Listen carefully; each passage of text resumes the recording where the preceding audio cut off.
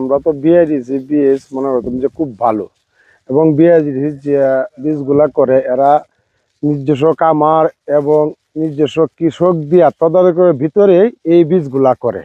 কিন্তু এবার দেখা যাচ্ছে এমন করছে না, তারা খোলা বাজার থেকে বীজগুলা কিনে এই যে আমরা প্যাকেটের মাঝে দিয়ে দিয়েছি। আর এই প্যাকেট দেওয়াতে আমরা কৃষকে শত শত বিঘা জমি মাইর খাইছি। আর এই একটা ফসলই হয় একটা বছরেই, যারা বলে বুড়ো মৌসুমের ফসল। আর এই ফসলের উপরেই আমাদের কৃষক লেখাপড়া, ওষুধ পাতি, খাবার সম্পূর্ণই এটার উপরে নির্ভরশীল। এবার যে বিআইডিসি যে বীজগুলো আমরা দিছি, এই দেওয়াতে আমরা অনেক ক্ষতিগ্রস্ত। এখন যে আমরা কৃষক, যে শত শত কৃষক আছি, এরা যে কি করব এটা তা বোঝা যায় না।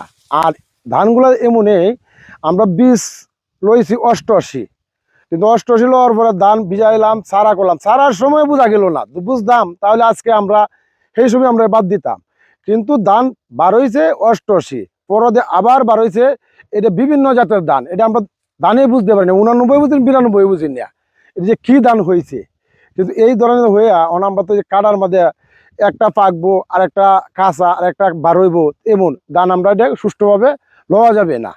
অনেক ফসল কম হইবে, কম হইলে তো আমরা যে উৎপাদন খরচ এবং আমরা মজুরি খরচ এর দ্বিগুণ বাইরে দেব, লাভ তো হবে না, আমরা চলাই মুশকিল হবে। কিন্তু বিআইডিসি এই ধরনের আমরা মাইটা, তারা তো নিজস্ব খামারে উৎপাদন করতো ধান, নাহলে অনেক সময় দেখা গেছে যে কৃষক দ্বারা তারা তদারকি কইরে তারপরে এই ধানগুলা করতো। কিন্তু এবার এমন হয়েছে না, তারা খোলা বাজার থেকে ধানটা কিনে নিছে।